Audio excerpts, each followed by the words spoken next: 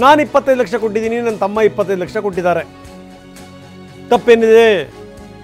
ನಮ್ಮ party ನಡೆಸುವಂಥ paper, ಅದಕ್ಕೆ ದುಡ್ಡು ಕೊಡೋದ್ರಲ್ಲಿ ತಪ್ಪೇನಿದೆ ಅಂತ ಕೇಳ್ತಾರೆ ಡಿ ಕೆ ಶಿವಕುಮಾರ್. ವಿಜಯಪುರ ಜಿಲ್ಲೆಯಲ್ಲಿದ್ದಾರೆ, ಕೋಲಾರದಲ್ಲಿದ್ದಾರೆ. ಅಲ್ಲಿಂದ DCM ಮಾತಾಡಿದ್ರು. ಹೌದು, ನಾನು 25 ಲಕ್ಷ ಕೊಟ್ಟಿದ್ದೀನಿ, ನನ್ನ ತಮ್ಮ 25 ಲಕ್ಷ ಕೊಟ್ಟಿದ್ದಾರೆ. 2.5 ಕೋಟಿ ಎಂದಾಗ ಹೌದು, ನಮ್ಮ ಸಂಸ್ಥೆಯಿಂದಲೂ ಕೂಡ ದುಡ್ಡು ಹೋಗಿದೆ ಅನ್ನುವಂಥ ಮಾತನ್ನು ಹೇಳಿದ್ದಾರೆ DK. ಹೌದಪ್ಪ, ನಾವು ನ್ಯಾಷನಲ್ ಹಾಲ್ಗೆ ನಾನು 25 ಲಕ್ಷ ಕೊಟ್ಟಿದ್ದೀನಿ, DK ಸುರೇಶು 25 ಲಕ್ಷ ಕೊಟ್ಟಿದ್ದೀವಿ. ತಪ್ಪೇನಿದೆ?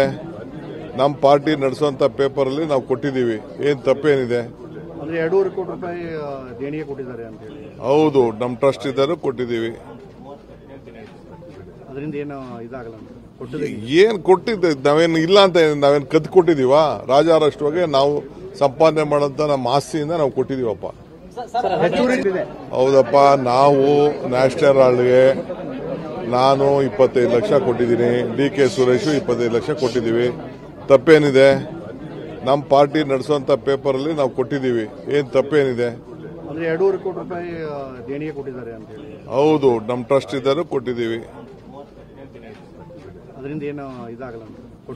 ಏನು ಕೊಟ್ಟಿದ್ದೆ? ನಾವೇನು ಇಲ್ಲ ಅಂತ ನಾವೇನು ಕದ್ದು ಕೊಟ್ಟಿದ್ದೀವಾ? ರಾಜಾರಷ್ಟುವಾಗೆ ನಾವು ಸಂಪಾದನೆ ಮಾಡೋಂಥ ನಮ್ಮ ಆಸ್ತಿಯಿಂದ ನಾವು ಕೊಟ್ಟಿದ್ದೀವಪ್ಪ.